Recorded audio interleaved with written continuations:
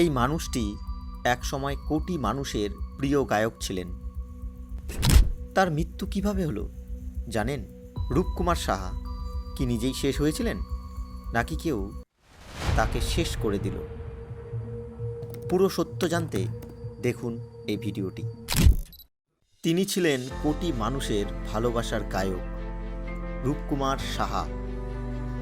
তার গান শুনেই প্রেমে পড়েছে অগণিত হৃদয়। কিন্তু একদিন হঠাৎ তিনি চিরতরে থেমে গেলেন।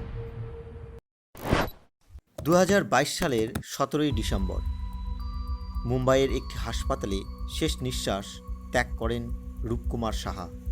ডাক্তাররা বলেন হার্ট অ্যাটাক, কিন্তু পরিবারের কয়েকজন বলেন আগে এমন কিছু উপসর্গ ছিল না। কিন্তু এখানেই রহস্য শুরু।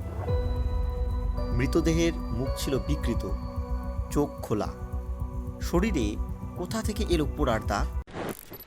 পুলিশ প্রাথমিকভাবে ক্রাইম সাসপেক্ট করে না, কিন্তু সোশ্যাল মিডিয়ায় শুরু হয় জল্পনা। কেউ কি তাকে বিষ খাইয়ে মেরে ফেলেছে?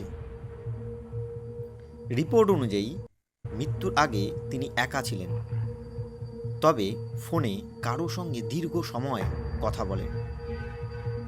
এই কল রেকর্ড আজও জনসমক্ষে আসেনি। গায়ক চলে গেছেন, রেখে গেছেন অনেক গান, কিন্তু রেখে গেছেন এমন একটি রহস্য যার উত্তর আমরা কেউই জানি না। আপনি কি ভাবেন? এটা সত্যি স্বাভাবিক মৃত্যু ছিল, নাকি আড়ালে লুকিয়ে আছে একটা অপরাধ?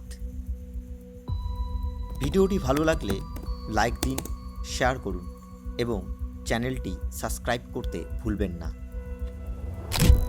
আপনার মতামত জানাতে ভুলবেন না কমেন্টে।